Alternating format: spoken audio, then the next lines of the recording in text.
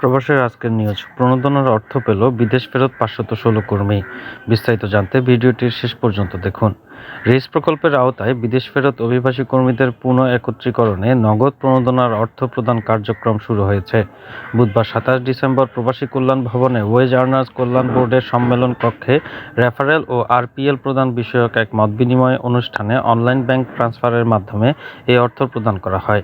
প্রবাসী কল্যাণ ও বৈদেশিক কর্মসংস্থান মন্ত্রণালয়ের সিনিয়র সচিব ডক্টর আহমেদ মনিরুস সালেহীন প্রধান অতিথি হিসেবে উপস্থিত থেকে পটুয়াখালীর পিয়ারা বেগম এবং পাবনার মোহাম্মদ সোহেল রানার ব্যাংক অ্যাকাউন্টে নগদ প্রণোদনার হিসেবে প্রতিজনকে 13,500 টাকা করে হস্তান্তর করেন। এই দুজন ছাড়াও এদিন 514 জন বিদেশ ফেরত অভিবাসী কর্মীর ব্যাংক অ্যাকাউন্টে নগদ প্রণোদনার 13,500 টাকা করে পাঠানোর জন্য ব্যাংকে পত্র পাঠানো হয়েছে।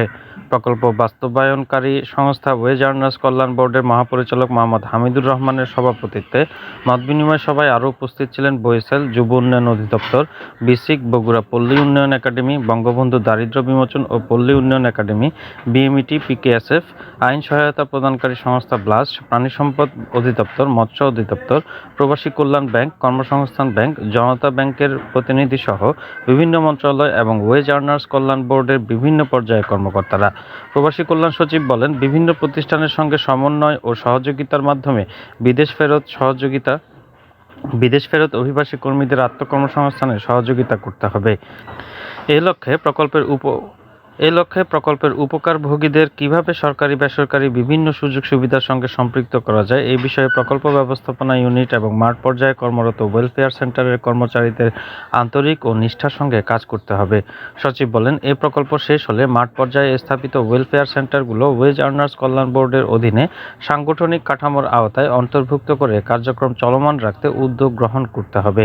প্রকল্প পরিচালক যুগ্ম সচিব সৌরেন্দ্রনাথ সাহা বলেন, বিদেশ ফেরত অভিবাসী কর্মীদের পুনঃ একত্রীকরণ তথা আত্মকর্মসংস্থানে বিভিন্ন প্রতিষ্ঠানের সঙ্গে সমঝোতা স্মারক স্বাক্ষরের উদ্যোগ নেওয়া হয়েছে।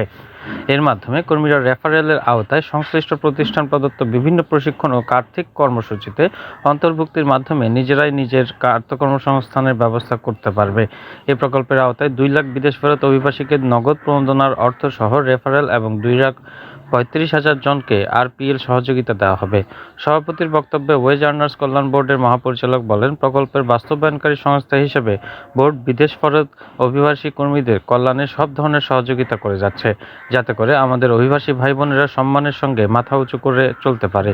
প্রসঙ্গত, রেইজ প্রকল্পের আওতায় বিদেশ ফেরত 2 লাখ অভিবাসী কর্মীকে 13,500 টাকা করে মোট 270 কোটি টাকা দেওয়া হবে।